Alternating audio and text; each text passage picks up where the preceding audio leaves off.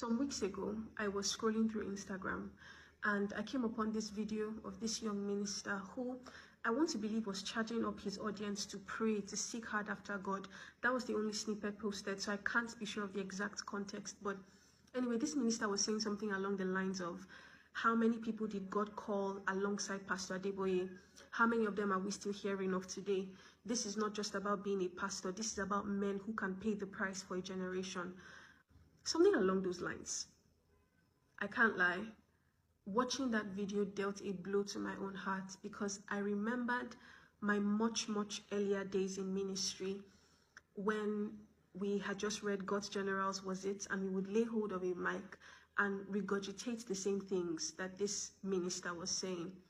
We would mention the Finneys, the Colemans, the McPhersons, the Lakes, and all the popular God's Generals, and say something that sounded a lot like, how many people did God call alongside these people? How many of them are we still hearing of? These men paid the price to carry the weight of God in their generation, so we have to also pay the price to carry the weight of God in our generation like they did. I have repented of this in the past, but watching that video made me repent again. Now, this video is not to address the paying the price part. That conversation will certainly receive my contribution at a later time. Today, I want to speak to this idea that instructs us that success, whether in ministry or in whatever else, is a function of prominence. That the one who is more popular, the one who has more fame, is somehow the one who has done or is doing something well. Elijah made the same mistake. He lamented to God and said, look, these people have forsaken your covenants. They've destroyed your altars. They've killed your prophets. I am the only one left and they're seeking to take away my life. God said to Elijah, I have 7,000 in Israel who have not bowed their knees to Baal, nor used their mouths to kiss him. 7,000. But Elijah was convinced that he was the only one who was doing right by God. Because the natural man is like that. He esteems the things that are most accessible to his senses. If he can see it, taste it, touch it, hear it, smell it, he venerates it over the things that he cannot see, taste, touch, hear, or smell. But God is not like man. He delights in doing things in obscurity, and he often chooses to do things in obscurity. If the fact that the men that God may have called alongside Pastor Ebere are not as renowned as he is, and that is your benchmark for judging that they have not paid the price for a generation, that is your benchmark for judging that they are not as successful in ministry as Pastor Ebere is, that is your benchmark for judging that they have somehow missed it or failed, I plead with you to reevaluate this thing that you believe. And after you've evaluated it, I hope and pray that you can repent of it just as I have. Obscurity is not proof that God is not with a man or that a man has failed. Also, fame is not proof that a man has succeeded or that God is with a man. Neither of these things is proof of anything. God uses obscurity as much as he uses fame.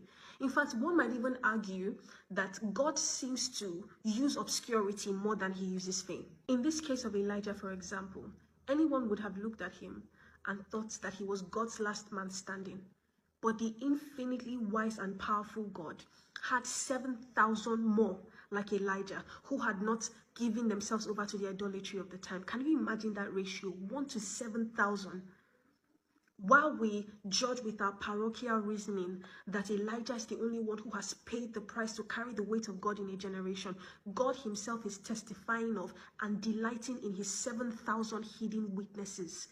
Men in small towns, pastors of 10, missionaries who are risking their lives to take the gospel to alcoves that have never even heard of a Jesus. The small fellowship of praying widows that God is using to heal the sick and bring the dead back to life, who cannot speak English as well as we do, or know systematic theology as good as we know it, but who house such a tangible presence of the living God and who are reaping a harvest of souls in the small corner of the earth where they are. Women that we will only know about when we get to heaven. We will not hear a word of them on this side of eternity. We only see one and we think that that one is all that there is, but God has his 7,000. The mother teaching her daughter to be a woman after God's heart. The father raising his boy to walk in the righteous way of the Lord. These ones are touching a generation for God. They might be obscure, but they are not insignificant. God knows them.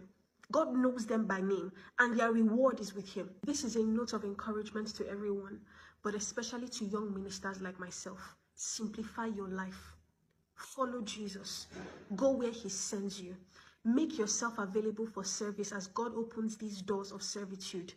Love the Lord passionately and follow the discipline of the word. That's it.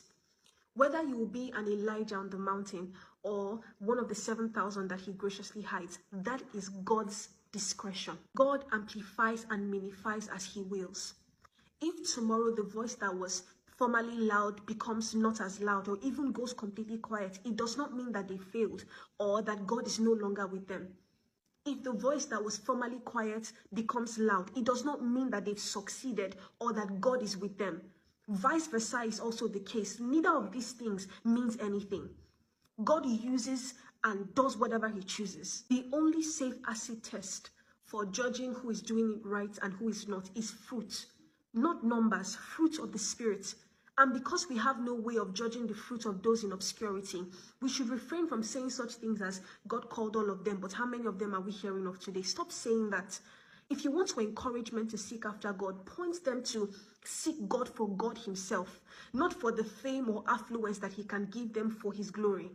Point them to a God who changes the hearts of men and brings them into conformity to the image of the eternal Christ, not a God who changes the earthly status of men for his kingdom's sake. Finally, I just want to take advantage of this privilege that I have to talk to you and say that if you've ever heard me preach anything in this fashion, if in my zeal I have unwittingly led you to believe that the Kuhlmans and Wiggles words are more important or useful or successful in God's kingdom than those who are not as popular as them, I'm deeply sorry. I repent of my error and my foolishness. Truly, zeal without wisdom is a dangerous thing. Please forgive me. And I hope that this short clip might serve to rectify some of the damage that my days of folly might have caused. May God keep us from stumbling.